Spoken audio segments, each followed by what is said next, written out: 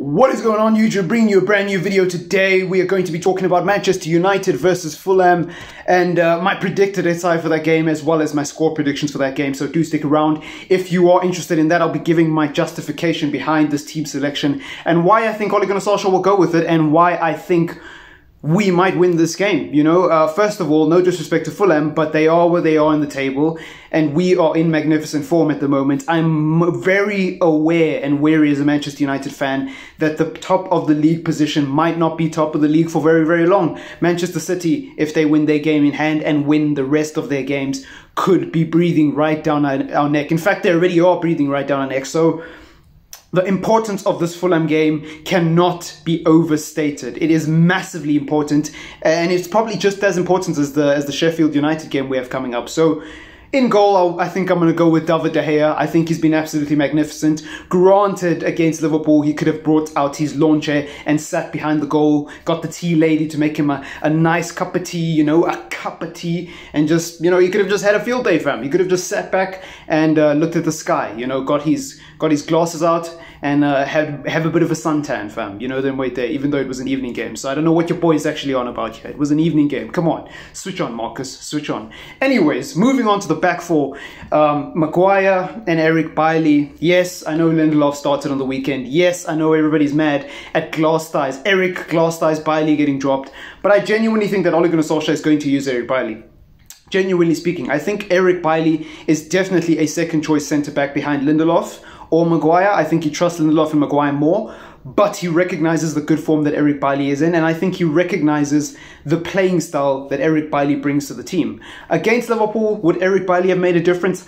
Personally, I don't know, because I think that Eric Bailly is the type of defender who definitely on his day can play in a deep line defense, and he can block shots, as we saw against Villa. You know, he can block shots better than anyone in that defense. But my problem with Eric Bailly is when he's not... Look, he's playing well at the moment. He's playing well at the moment, so I'm going to sound like an absolute idiot when I'm saying this. But when he's not playing well, I think a lot of the things that are usually his strengths become weaknesses. Like, he gets way too aggressive. Some of his tackles are way too rash, and not just in the sense that he gets himself personally injured. I think he is a red card waiting to happen sometimes, or at least that's what it looks like. I know he doesn't have many in his Manchester United career, but he doesn't have many appearances either, fam, because he's always injured. So it's one of them there, fam. You know them right there. I feel like for me to be fully sold on Eric Bailly being our best defender, not just in terms of ability, but overall across all boxes, is I need to see him get a consistent run of games in the team. And I'm not just talking about 10 games in January or 10 games in December. I'm talking about a full season. And the reality is, in the same way that water is wet and the sky is blue and grass is green, we know that Eric Bailly is not staying fit. So it's a bit of a problem for your boy, you know? I just don't see it, fam. I just don't see it, to be honest. But moving on to the rest of the team, I think Alex Telles has to start next to Maguire and Bailly on the left-hand side, and on the right-hand side, how can you drop Aaron Wan-Bissaka? All I would say is maybe he'll play Axel right back. I don't know if he'd risk it in a game of this magnitude, but if he's going to rest Lindelof, then he might rest the guy directly next to him, which is Wan-Bissaka. But, you know, I feel like Wan-Bissaka lately has been under the radar. I don't know if it's because we have such high standards for him. I don't know if it's because we've become so used to him having amazing performances that we've become apathetic to his defensive abilities, and we expect more going from him offensively. Kind of like what happened to Luke Shaw. Defensively, he's always been solid, but what do you hear people say nowadays? Oh, Luke Shaw's improved.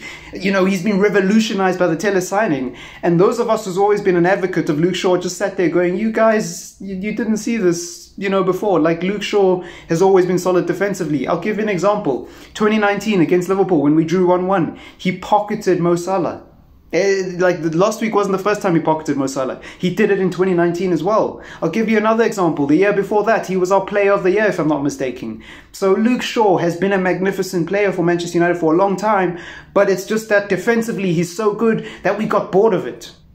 We got bored of it. We don't care that he looks sturdy defensively. We want to see flair. We want to see some of that Brazilian samba. We want to see crosses getting whipped in, fam. We want to see the 1-2s. We want to see the overlaps, fam. And all of a sudden, ever since Alex Telles got to the team, your boy, he's bullied through with the 1-2s. So all of a sudden, he's a good player, you know, and I get it, you know. So I'm not going to spend too much time on that. I think it's the same thing that's happening with Wan-Bissaka, to be honest. So I don't really know who's going to start in that right-hand side, but I think it will be Aaron Wan-Bissaka because I don't see him playing Twanzebe in a game of this magnitude. I wouldn't be surprised either way, is basically what I'm trying to say. Your boy's sitting on the fence.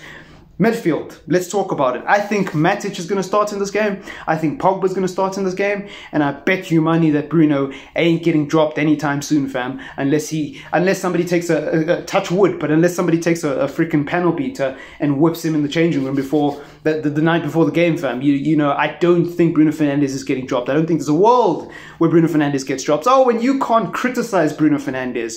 You cannot criticize Bruno Fernandes because the Bruno Fernandes mob will come after you and give you a TED talk on how he's the reason we got third. Forget the fact that our defense had the third most clean sheets in England. Forget the fact that Fred had his best season. Forget the fact that Martial scored the most goals he's ever scored in a Manchester United shirt in all competitions. Forget the fact that Marcus Rashford scored the most goals he's ever scored in his entire career. It was all Bruno. So the Bruno mob will come after you, and therefore, for those reasons, you cannot criticize Bruno Fernandes. So I'm not going to criticize Bruno Fernandes.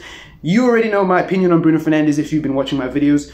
He's a risk taker. Sometimes it works, sometimes it doesn't. Lately, I think he's been kind of poor, but I'm going to leave it there before the Bruno mob comes after me. Moving on to the front three. And my justification for Paul Pogba and Matic starting, by the way, we play a higher line against these smaller teams, and that is the midfield that works. We don't... Actually, that's not true, but lately we haven't been playing McFred against the smaller teams as much. He's been rotating between the two lineups. I don't know if anybody's noticed. But anyways, moving on to the front three. I would play Edison Cavani in this game. I would bench Martial. I understand Martial, the hold-up merchant, the link-up play, blah, blah, blah, blah, blah. But at the moment, we need a striker who can take the chance. The one chance that he gets in the game, we need him to take it. My problem with Martial is not that he's been awful lately. My problem is, for all the hold-up play that he does and the link-up play that he does, it relinquishes his offensive capabilities. When he drops deep to overcompensate for our midfield, it takes away from the people we have on the transition. Marcus Rashford is the only player we play long balls to nowadays. I don't know if anybody else has noticed that. Marcus Rashford is the only player we play long balls to nowadays. And I've heard a lot of people saying, why is Rashford playing number 9? Why is Rashford doing this? Why is Rashford doing that? Well, maybe it's because he's alone. The person who's supposed to be playing next to him is dropping deep, trying to be a Cam, trying to be Pele, fam, trying to be freaking Andre Pirlo, when he's supposed to be Martial, the striker, fam. And I'm not criticizing Martial. I'm not going in on Martial in terms of ability, fam. I know how talented Martial is. I know what he brings to Manchester United. But I've been saying this for a long time. We don't have a Salah. We don't have a Firmino. So if Rashford, if Martial is going to be a hold-up merchant, then let him be a hold-up merchant. I want to see Greenwood and Rashford playing next to him, and I want to see them get the service. If not, then it does not make sense for our one outlet in attacking when we're playing long balls up the field to be Marcus Rashford. That makes no sense to me. That makes no sense to me. Martial is quick.